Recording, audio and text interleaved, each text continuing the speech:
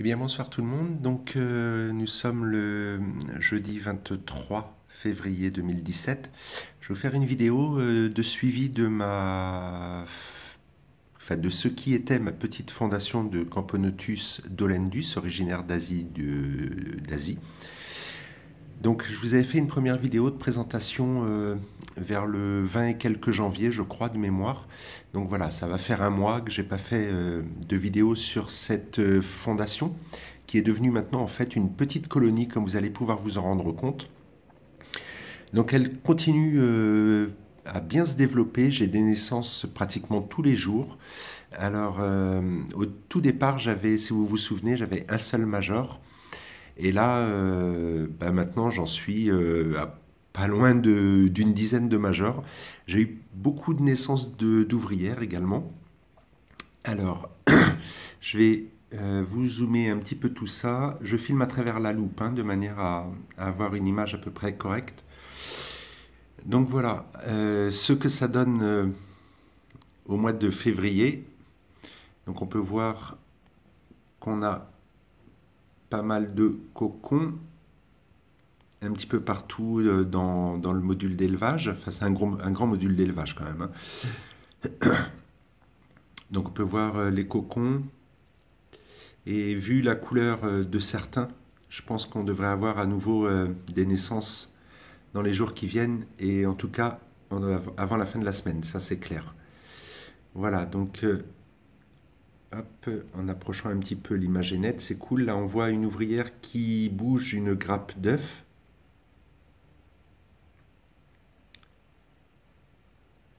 On voit bien les œufs là, c'est nickel. Donc les cocons, on voit une larve également ici.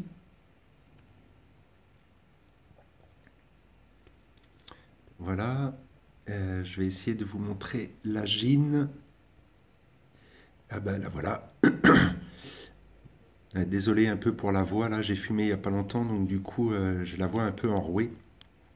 Donc voilà la gine avec ses reflets dorés sur le gastre.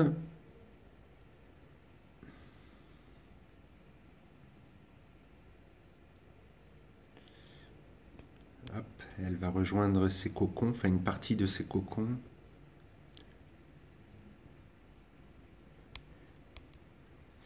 Donc je ne sais pas si vous vous rappelez, j'avais donc en janvier, je devais avoir, je crois, de mémoire une trentaine d'ouvrières.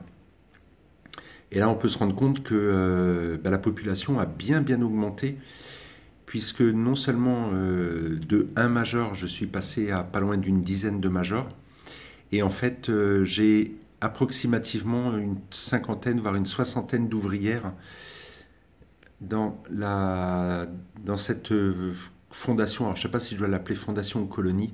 Pour moi, maintenant, c'est une petite colonie et non plus une fondation. Et sincèrement, ça me fait super plaisir de vous faire partager cette vidéo concernant le développement de cette fondation à l'origine. Parce que là, vraiment, je suis étonné à la vitesse à laquelle, en fait, on voit un major là, je suis étonné de la vitesse à laquelle elle se développe. Donc, je continue à les chauffer, j'ai un tapis chauffant sous le module, en fait. Donc, je les chauffe à approximativement 27-28 degrés. Le major va... Un des majors, non, il va faire le tour. Il fait le tour du proprio, en fait. Voilà. Hop, là, on voit une trophylaxie entre un major et une ouvrière.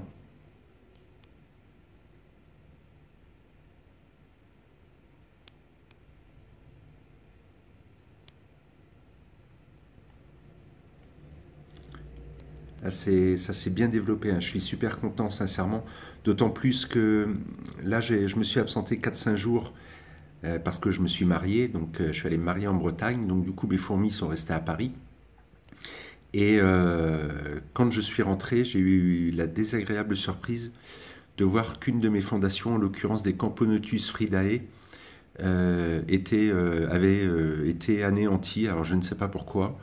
Parce qu'elles avaient largement ce qu'il fallait en nourriture, il en restait d'ailleurs, de l'eau, idem, il en restait, donc j'ai perdu la vingtaine d'ouvrières qui composaient cette fondation de Fridae, Et la reine également était morte. Alors là, j'ai pas pigé parce que toutes les autres colonies se portent à merveille et les Fridae, d'un coup, après 5 jours d'absence, bingo, quoi.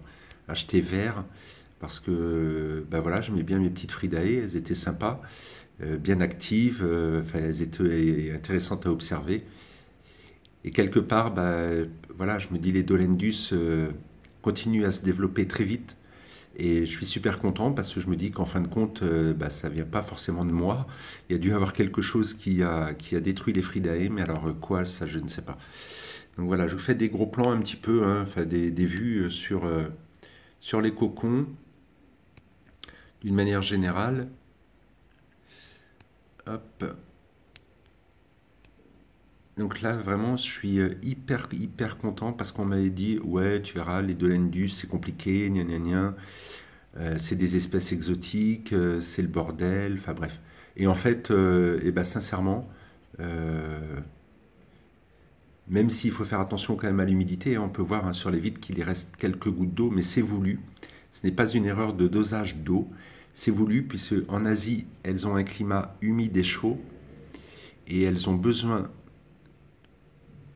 de cette condensation sur les vitres. Alors, il ne faut pas que le nid soit complètement non plus embué, hein, loin de là. Mais dès l'instant où on a des bulles de condensation qui se forment dans le bas du nid, systématiquement, elles descendent les cocons et les œufs sur la partie humide. Donc c'est bien la preuve qu'elles ont besoin de cette humidité. Et vu comme elles se développent, si je faisais des erreurs de dosage, de température, je n'aurais pas autant de naissances et je n'aurais pas une fondation qui se développe aussi vite. Voilà, en un mois, j'ai doublé le nombre d'ouvrières et de 1 major, je suis passé à une dizaine, quoi. Voilà, donc l'aire de chasse. Alors aujourd'hui, elles ont eu droit pour la première fois à un jaune d'œuf avec du sucre, du miel, du lait et de la poudre de protéinée vendue par Microphone. Et ben, elles se sont pas jetées dessus, en fait, j'ai été étonné. Alors est-ce que c'est le jaune d'œuf? Je sais pas. Parce que d'habitude, elles n'ont droit qu'au lait avec du sirop d'érable, du miel, du sucre. Et de temps en temps, cette poudre à base de protéines pour éviter les carences. Et d'habitude, elles sont une dizaine à aller boire, enfin à aller manger ce... On voit une trophylaxie à nouveau là. D'habitude, elles sont une dizaine à aller manger dès l'instant où j'ouvre l'aire de chasse, elles le savent, hein, elles sortent direct. Et en fait, bah là, non, c'est pas plus de succès que ça, donc je sais pas. Je vais virer ça demain matin et je leur remettrai ce que je fais d'habitude sans jaune d'œuf et je verrai si c'était le jaune d'œuf qui posait souci. Voilà, bah écoutez les amis, je vais pas trop vous faire une vidéo trop longue. Hop là, désolé. Je vais pas vous faire une vidéo trop longue. Voilà, c'est restabilisé.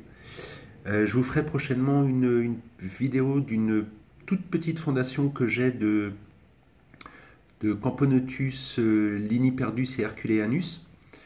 Je vous ferai ça. Les gines se sont mises à pondre là depuis quelques jours. J'ai eu des naissances également. Et bah, je vous ferai partager également bah, une vidéo sur ces deux variétés de Camponotus. Voilà. Allez, on va se quitter sur un plan de la gine. Je vous remercie. On doit être rendu maintenant à 37 ou 38 abonnés sur ma chaîne. C'est cool.